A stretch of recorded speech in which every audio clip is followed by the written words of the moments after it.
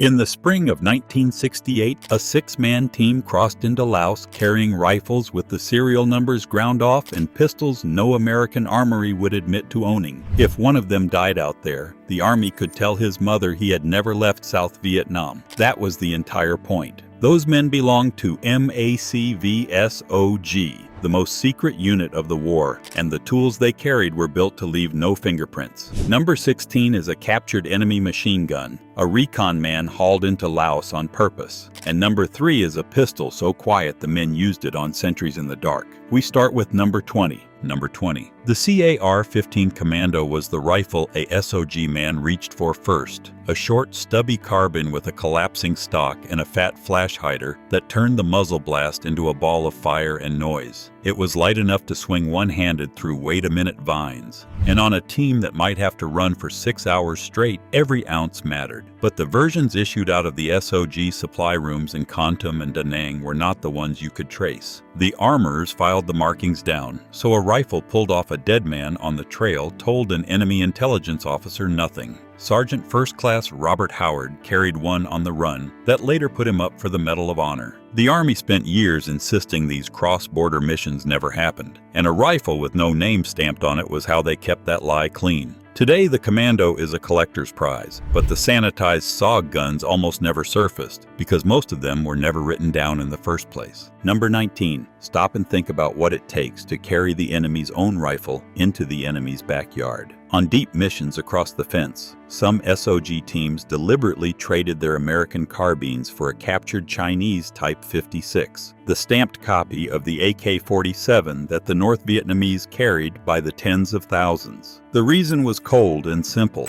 In thick jungle, an enemy tracker listens for the sound of the guns as much as he looks for boot prints, and the flat crack of an AK told him nothing, while the report of an M16 told him exactly who he was hunting. Therefore, a team that fired only captured weapons could break contact and vanish, leaving the trackers chasing their own ghosts. Jerry Shriver, the legend the enemy radio called Mad Dog, was said to favor enemy weapons for exactly this reason. The rifle was deniable twice over, foreign-made and enemy-issued, so no crate manifest in Saigon ever had to account for it. When a team was overrun, those guns simply melted back into the war they came from. One more captured rifle among 10,000, impossible to tell from any other. That was the whole idea. Number 18. The Swedish K was a submachine gun the United States technically had no business owning. Officially called the Carl Gustaf Model 45, it came from a neutral country that had refused to sell arms to combatants, which made everyone in Vietnam a quiet embarrassment nobody wanted stamped on a form. SOG loved it anyway. Fitted with a fat suppressor, the K spat 9mm rounds at a low, lazy rate that stayed subsonic, so the only sound was the bolt clattering and a wet cough where the muzzle should have roared. On a snatch mission, where the job was to grab a prisoner off the trail without waking the camp 100 meters away, that silence was worth more than firepower. But when Sweden finally cut off the parts supply, the CIA had a domestic copy built, so the guns could keep running with no paper trail back to Stockholm. The men called it a burp gun and trusted it with their lives. It is one of the few weapons of the war that was deniable by nationality alone, banned from a battlefield its own maker refused to acknowledge. Number 17. The M3 grease gun looked like something a plumber left behind, a crude tube of stamped metal with a wire stock, built cheap in the millions to arm tank crews in the last World War. By Vietnam, the regular army had all but retired it, but SOG dug the old guns back out for one reason, because the M3 fired a heavy .45 caliber round that was already slower than the speed of sound, which made it a natural home for a suppressor. Quiet special-purpose versions came fitted with an integral silencer wrapped around the barrel, and the result was a weapon that could clear a bunker or drop a trail watcher with almost no noise at all. A 1-0 clearing a tunnel mouth wanted exactly that, a gun that killed without announcing the whole team's position to the valley. The grease gun was ugly, ancient, and impossible to love. Therefore, nobody back home would ever believe a first-line reconnaissance unit was still carrying it late in the war, which is precisely why it stayed off the books and out of the after-action reports. Number 16. Picture the heaviest, most punishing thing a man could carry through the mountains of Laos, and then picture him choosing it on purpose. That is the captured RPD, the belt-fed Soviet light machine gun that the North Vietnamese used to anchor their ambushes. A SOG recon team was only 6 to 12 men, badly outnumbered the second they were discovered, and their whole survival rested on throwing out a wall of fire in the first 3 seconds of a contact. The RPD gave one man that wall 100 rounds linked in a drum, firing the same ammunition the enemy carried, which meant a team could resupply off the bodies of the men who had just tried to kill them. The old hands who ran the Kontum teams prized a good captured gun and would clean it obsessively before a mission. But like everything else on a sterile run, the RPD carried no American lineage, so when a team vanished, the enemy could not even prove whose machine gun had cut them down. The men joked that the RPD was the only gun that reloaded itself, because the enemy kept bringing the ammunition to them. It was firepower with no return address. Number 15. The Tokarev pistol was a lump of Soviet steel, a slim automatic that North Vietnamese officers wore as a badge of rank. SOG men collected them off prisoners and the dead, and carried them not as trophies but as working sidearms. The logic was the same logic that governed everything a recon man touched. A Tokarev round pulled from a wound told a battlefield surgeon nothing, and a pistol dropped in a scramble pointed at no American supply chain. But there was a colder use too. If a team was compromised deep inside Cambodia, and a man needed to end a threat up close and quiet, doing it with the enemy's own pistol muddied the story before anyone could tell it. Officers back at camp mocked the little gun for its feeble safety and its habit of firing when dropped. Still, the men kept them tucked in waistbands and rucksack flaps, one more piece of the war that could never be traced home. When the veterans finally came back, most of those pistols stayed behind, buried in the same ground that swallowed the missions. Number 14. Here is where the story stops being about guns for a moment.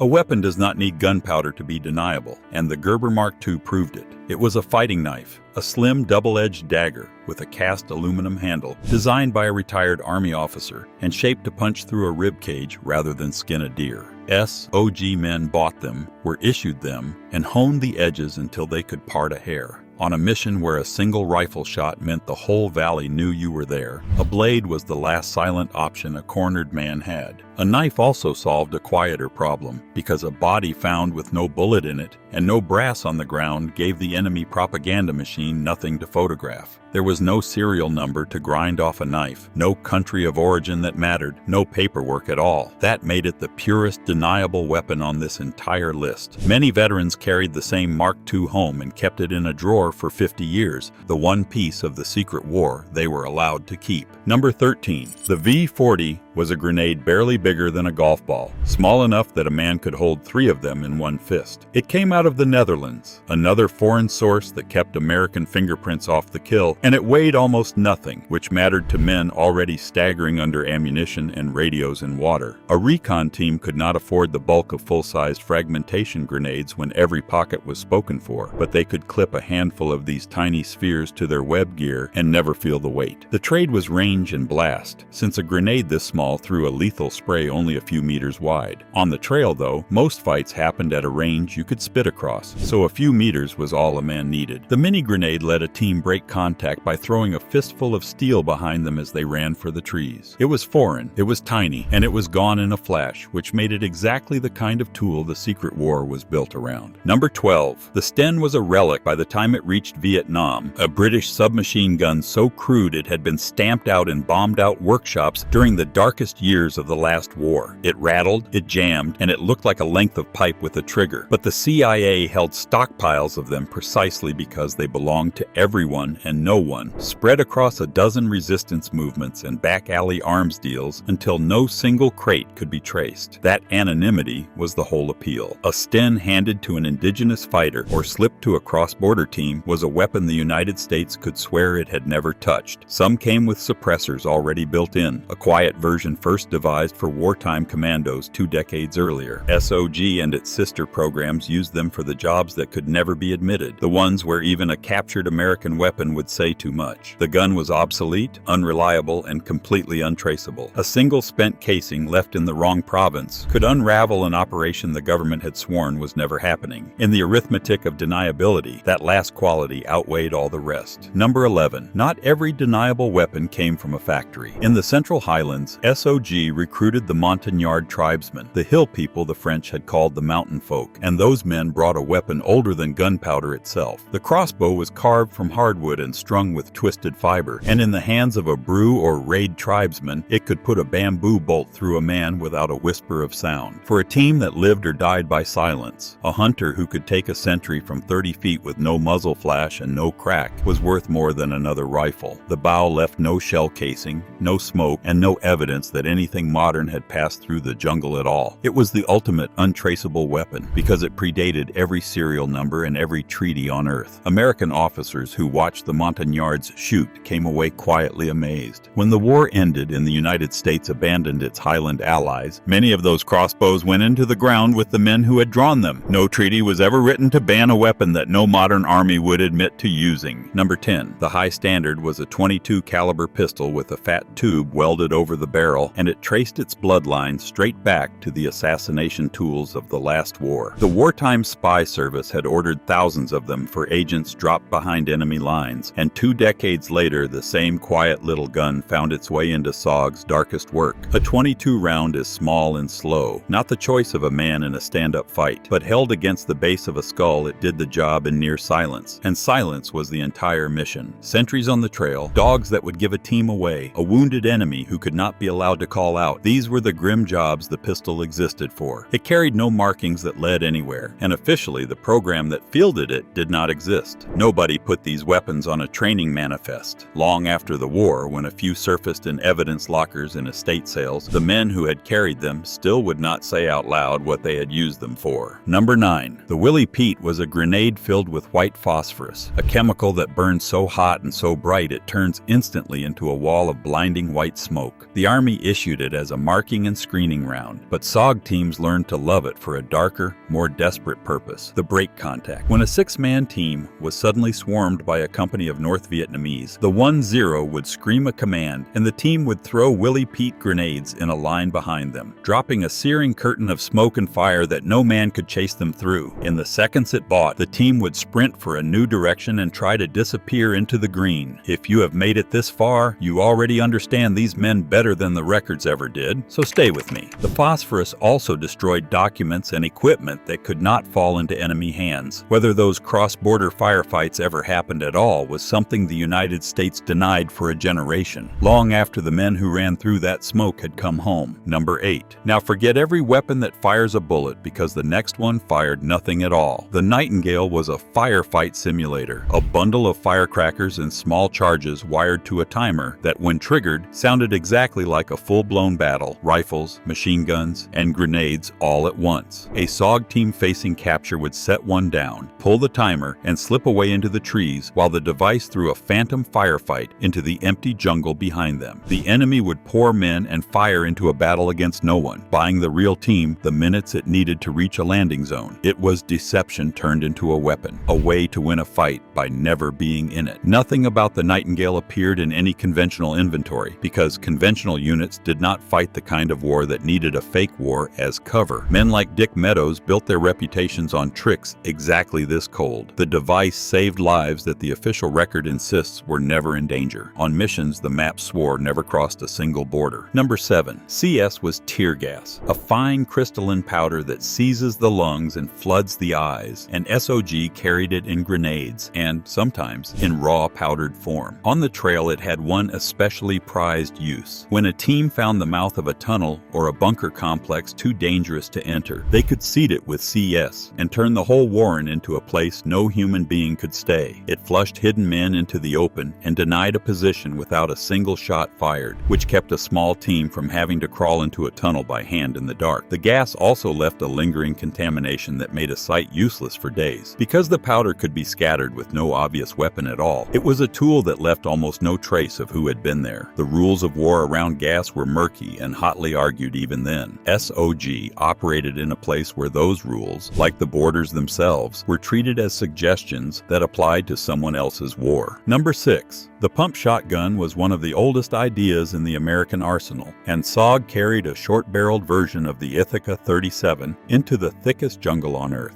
At the ranges, a recon team actually fought, often close enough to see the other man's eyes. A load of buckshot was more decisive than any rifle. One pull cut down whatever stood in a doorway or a trail bend, and the point man walking into an ambush wanted that kind of instant, sweeping stop. The Ithaca had a quirk the men trusted, a design that let a shooter hold the trigger down and fire a fresh shell every time he worked the slide, turning the gun into something close to automatic. The short barrel made it useless past a few dozen meters, but recon work almost never reached past a few dozen meters. Loaded with heavy shot or flechette rounds packed with tiny steel darts, it was a weapon of pure ugly closeness. It rarely showed up in the tidy photographs the war sent home, because the fights it was built for were the ones nobody wanted to picture. Number 5. Not every piece of deniable kit was a weapon, and not every piece worked. The URC-10 was a survival radio the size of a paperback, meant to be the lifeline that guided rescue aircraft to a downed man or a scattered team. In theory, it was salvation in a green nylon pouch. In practice, the little radio had a maddening habit of failing exactly when a man needed it most. Its short range swallowed by mountains and triple canopy jungle, its battery draining in the wet heat. A team on the run, whispering into a dying handset while an enemy tracked the sound of their movement, learned fast that the technology meant to save them could not always hear them.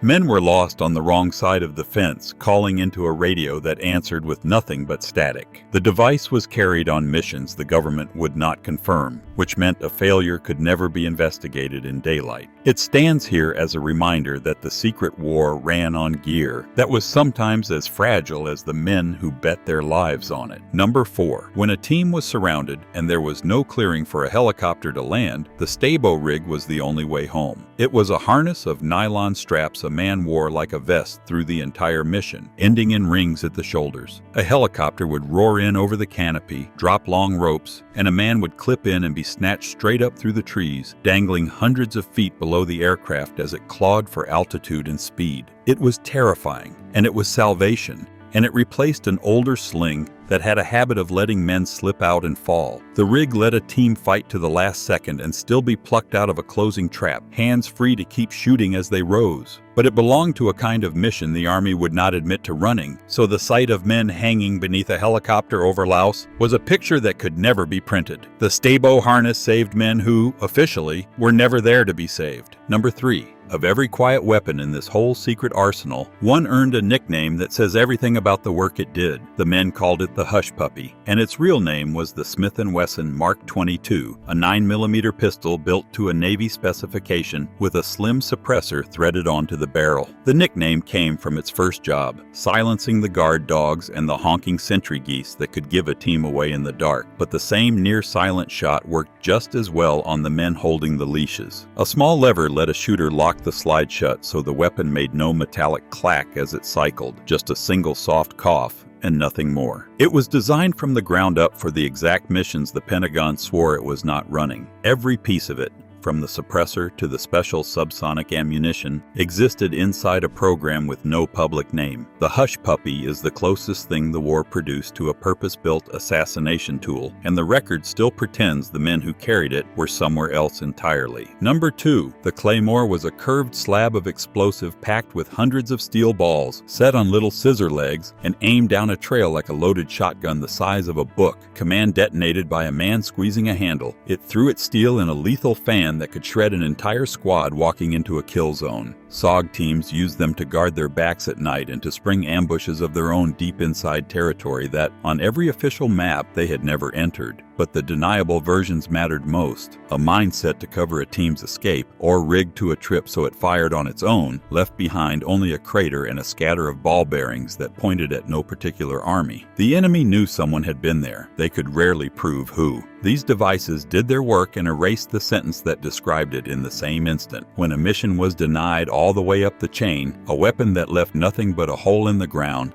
was the perfect final word. Number 1. The most deniable weapon of the entire war was ammunition that the enemy loaded himself. It was called Project Eldest Sun, and it may be the coldest idea SOG ever put into the field. Technicians took captured enemy cartridges and mortar shells, altered them so that instead of firing, they would destroy the weapon holding them, And then recon teams slipped these sabotaged rounds back into enemy ammunition caches along the Ho Chi Minh Trail. Sooner or later, a North Vietnamese soldier would load a tampered round, pull the trigger, and the weapon would tear itself apart in his hands. The genius and the horror was the doubt it planted. Word spread that the ammunition itself could not be trusted, and men grew afraid of their own rifles. The United States denied the program completely, and its whole design was to look like a factory defect in the enemy's own supply, a weapon with no attacker at all. Nothing on this list vanished more cleanly from the record. It was a weapon that officially never existed, used in a war that officially stayed inside its borders by men the country would not admit it had sent. Those men crossed a border their country swore they never crossed, carrying weapons their country swore it never made. That was the bargain of the secret war. The deniability that protected the mission also erased the men, and for decades the families of those who never came back were handed a story with the truth cut out of it.